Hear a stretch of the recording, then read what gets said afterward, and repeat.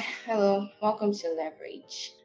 My name is Joel, and I host for this particular session. So, hi, Shay. Please tell us a little about PADE. Did I pronounce it correctly, please? No, you pronounced it wrong.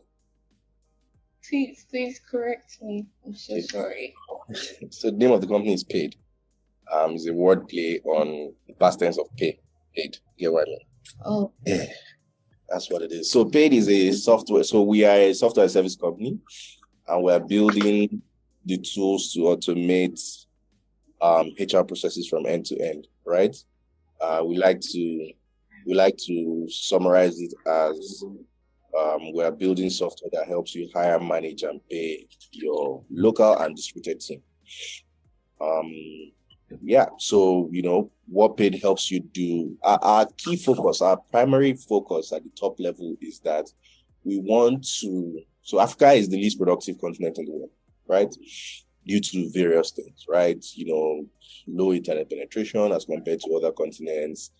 A slower adoption of technology with respect to work and the future of work and things like that, and many other things, population, infrastructural development, all of these things, right? So where we are trying to help out Africa as a continent is that we're trying to move our productivity metrics upward from wherever they are today. And apologies, I'll get the figures from tomorrow. To a more productive continent, right? So by that, we are introducing or we're building technology tools that can reliably and efficiently help business professionals be more efficient in their work. And then, we took a look and said, what's the most important resource that Africa has? Is it minerals? Is it what's it called? Petroleum products? Is it stuff? But if we dial back and take a look at it, Africa's most important, most valuable resource is people, right? We have the youngest population in the world and the fastest growing population in the world. And in about 15 years from now, we're going to be about 1.2 billion people or more. Sorry, I have the facts wrong right now. So what we said we wanted to do is that we're going to help Africa get the best out of their people. So we want employers to be more efficient and productive with their work. And we want employees as well to also feel engaged and feel productive with respect to how they do their work. So the process of managing people, we are building all the tools to simplify that process and make it easy for both parties. You know what I mean? So from onboarding starting from hiring to onboarding to assignment and management of tasks and performance to payroll to disciplinary management, asset management, request management, all the kind of things that an employee can request for while they're at work and stuff like that, all the way down to when they're ready to exit the organization. We have tools to automate those processes for African employers. Okay, that's awesome. That's great. I feel like you might have answered my second question, but I will still go ahead. So, what motivated you to start, basically? How did this idea come about? Yeah, so in my career, back in the day, I moved around a lot when technology was becoming popular on the African continent, and it started with the advent of e-commerce, right? So I'm from a technology background. My early days, even though I studied agricultural science in school, my thing I wanted to study was computer science. And JAMB and all the problems of JAMB when we were younger, I was drafted to go and study agri science. But during the time, I still spent all of my free time figuring out computers, how to make computers work the way I wanted them to work. That was my pursuit. And then, I met my current co-founder in 2010, immediately after university. And we started to work together in different organizations. After a while, I relocated back to Lagos. Okay, so we met in Abuja. I lived in Abuja for a few years when I was younger. And I relocated to Lagos, and that was the height of the e-commerce boom. So I spent my time working in various companies from Builday to Tonga to Udala. Spent time going across all of these organizations. And one thing that I found lacking at the time I was going through the problem, I didn't know it was in retrospect when I was thinking about to create a technology product to help Africa that I realized that, okay, hang on, we have a gap in employee engagement, HR and stuff. HR were seen as enemy. HR was your enemy, right? So we wanted to close that gap and make people feel more productive and more engaged in the workplace. So that was what inspired or motivated us to start the company. No, that's very interesting. That's good. Okay, so can you discuss any unique features or offerings and Pade provides in comparison to competitors in the industry? So the reason why we were even able to break through in any way was that fundamentally we decided that, okay, there are things that we're going to build into this product that are going to be different from what's available in the market.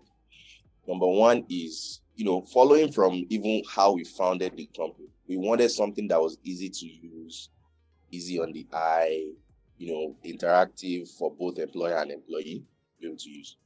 So starting from our interfaces and user experience, it was much different from, like you would know now, enterprise software is usually boring, right? But we developed enterprise software in a way that was user friendly or consumer friendly. You know what I mean? So first things first, it was a nicer, easier to use tool that people were happier to log on to and like, oh wow, I like your interface, right? Secondly, we built in a lot of flexibility into the product, right? We understood from day one that company A's internal processes is different from company B, right? And usually what happens with software is that when you acquire software or you subscribe to software, you kind of have to bend your internal process to what the software dictates and say, okay, if you want to measure performance, you are going to have to do this, this, this, and this. Well, that's one of the things that causes software apathy, right? And we decided to build something that was flexible enough, especially in a way that can scale, flexible enough to welcome as many diverse scenarios as possible for African companies. So that was another reason why we were able to get early customers and people stayed with us and continue to grow with us. Is that, hey, I like that you guys don't make me have to develop an entirely new process just because I want to use your software. And then lastly, we've also given a lot of focus to the employee side, right? Most HR software is designed for the HR admin, right? Just to be able to manage your organization. But we have given much thought and consideration to the employees who are being managed and creating solutions for them to be able to stay engaged. Like if you want to do performance management, all the recommendations, all the stuff that happens in a way that the employee can see transparently that, okay, this is how I'm being measured. And if I don't change X and Y, then this is the possible outcome that I'm going to have to face. You get what I mean? So those three things are how we kind of set ourselves in the market, set ourselves apart in the market, and delivering, well, given those things. Okay, so how did you guys initially address the challenges the HR department faced in managing payroll processes? Yeah, is exactly what I said before, which is key focus was flexibility and configuration, right? Back then, the big players in the market would customize for you, and what that meant would be it would take a lot of time and it cost a lot of money. But because it took us a long time to even deploy our software because we spent so many months building, right? And then when we eventually went live, we found a customer who was able to express so many different usage scenarios, and we just stopped selling and just continued to listen to them for over 6 months, refitting and reworking the software to be able to work for all these different guys. So most of the time, the way the story usually goes is when somebody finds us, a HR person finds us and is like, guys, our own payroll is unique or is different in such and such way. We don't do this, we don't do that. I'm like, oh yeah, absolutely, you can do it this way, you can do this, you can do this, you can do that. Yeah, usually blown away. I was still on a customer call this morning, and the lady just, after describing how she's going to set up her payroll and run her payroll in so many different scenarios, she has an allowance she wants to pay on a different day that is still part of the monthly salary that is, calculated in the employee's payslip at the end of the month. And, we're just able to meet all our expectations. She had to take a break and say, guys, I just want to, spend some time to appreciate the work that you've done here. It's the most robust, most diverse payroll system that she had ever seen. And, that kind of gives us the pride and the appreciation that we look for when we find a content. Okay, that's good. So this is like off it, but I just wanted to ask. So from what you've gotten, I want to assume there are other challenges that you must have encountered, like minus, tailoring this, like tailoring the services to fit their wants and needs. Has there been other challenges like in this HR payroll thingy outside this that you've encountered? How did you go about it? What did you do? Yeah. So in today's world, in this post-pandemic world of work, the expectations of both the employee and both the employer and the employee have evolved, to say the least. Right? Now there are so many things that are an expectation for an employee if he's even going to join an organization at all. People have realized, sidebar is that if the world even goes to shit, we are probably not going to die. So, employees are not desperate to jump at offers with your own stringent rules of work anymore. So what that means is that, this new phase of work requires you to be very flexible and innovative in the way that the things that you offer and the kind of way that your organization operates. So because of that, we've gotten a lot of feedback from our customers to say, for instance, a random example would be we're hiring a bunch of people. We're a Web3 company. We want to be able to pay our employees in stable coin, right? Rather than Naira or dollar or CFAs or whatever. You as a HR services provider, you need to be able to welcome those kind of scenarios. And crypto is just a random example. There are so many different things that are happening now. We want to be able to monitor time tracking from a remote location. How is your software going to help us do that? So, in the post-pandemic world, we had to really think about how exactly employees want to be managed and how employers want to manage them and provide the tools for them to be able to do those peculiar things. Okay. Thank you very much. That cleared up a bit. So, considering the constantly changing legal and regulatory requirements in payroll, what steps are you taking to ensure compliance? Yeah, so what we have is a research and development team who tries to stay ahead of the market, right? It's almost impossible to do because regulation is something that you have to react to. You can't preempt regulation, right? So we just have a team who stays on top of all of the trends in payroll and processing and regulation and taxes and compliance across all of the different countries that we have a bit of a footprint. You know what I mean? So, the job of those people is to stay ahead. And as soon as there's a change that's backed by regulation, we're able to work it into our workflow. So one of the key differentiators for us is that we are API-led. We are the first API-led HR platform in Africa. So all of our modules are API-led that allows you to be able to decouple at any point in time and, expose it to different interfaces should there be a need to do that. So, and that was one of the reasons why, we said, okay, we're going to build something so flexible that it can do almost anything for anybody on the continent. So we just try to stay ahead of the information and react to it as quickly as possible. Okay, that's good. So can you discuss any specific challenges you faced in ensuring data security for your clients' sensitive information? How has that been?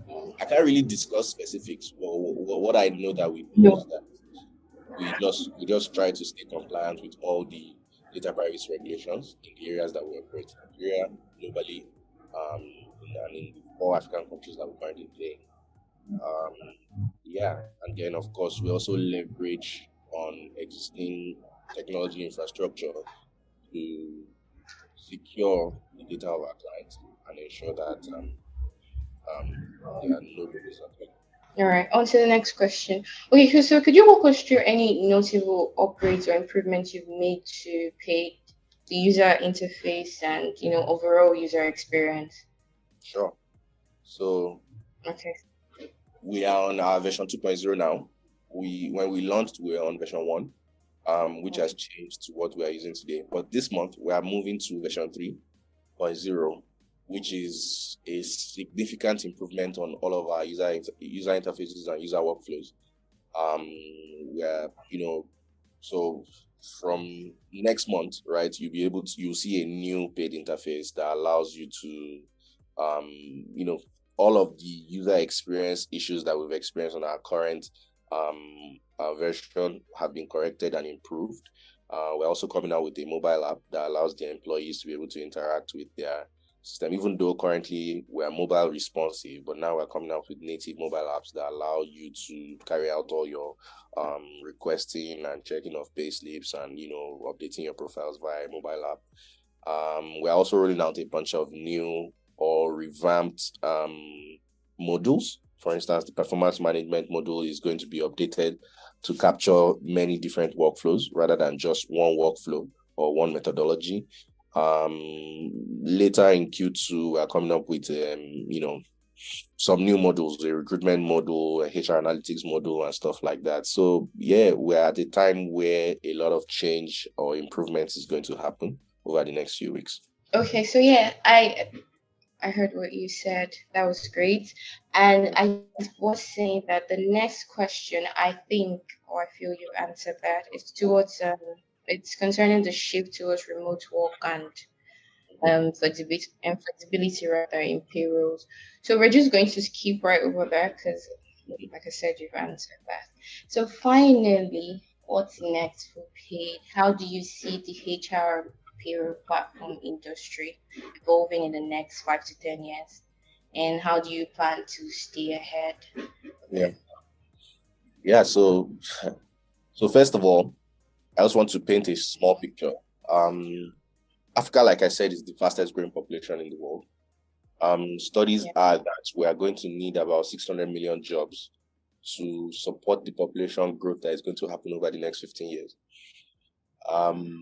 What that means is, and this over the next 15 years, the bulk of these people who are going to be moving into the workforce are young people or digital natives, people born in the late 90s and after the year 2000. So these are people who grew up with the internet, who are comfortable using computers, and not just even computers, even the mobile-friendly generation and things like that.